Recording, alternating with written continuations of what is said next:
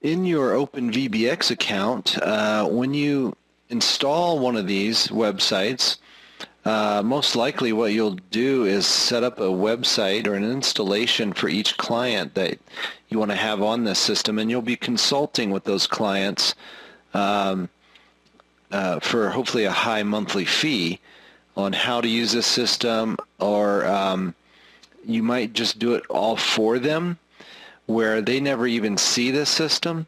But if you would rather have your client be able to do this, or you have a client that's requesting the ability to send messages themselves, you can do that.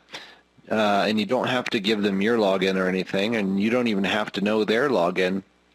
But what you would do is you go into this users area down here under the admin section, click on users, and then you'll see all your users here, and you can create users and groups and that type of thing.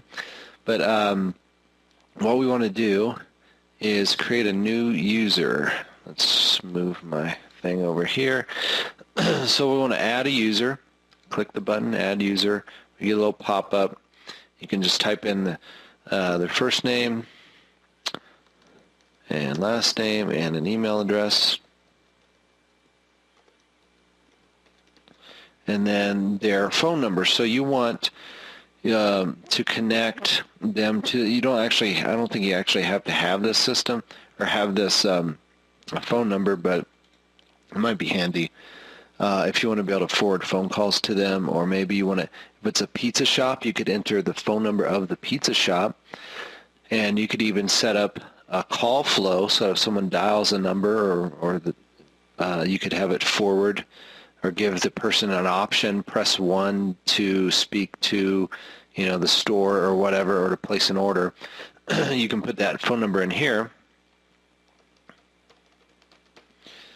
And then you can make them an administrator, which means it allows them to modify flows, or maybe you don't want them to become an administrator, and that way they can't even see the flows and kind of the magic you're doing behind the scenes. So I want to sign up with email address here, and then that way we can log in and kind of see what it looks like. So click add. Let's see, they found out I was entering a bad address or phone number or something. Let's see. They may not like it. Yep, same thing. So let's, I'm going to go ahead and type in, I'll type in my Google Voice number. Let me pause this and look it up real quick. Okay, let's see if this works. And that did. So I created a new user. That new user will get an email with a password that's generated for them. And let's go ahead and see what this looks like when a user logs in without administrative access. Okay, so I logged out. I got my password via email. It was a randomly generated password. I entered my email address, so imagine this would be your client logging in. Go ahead and log in here.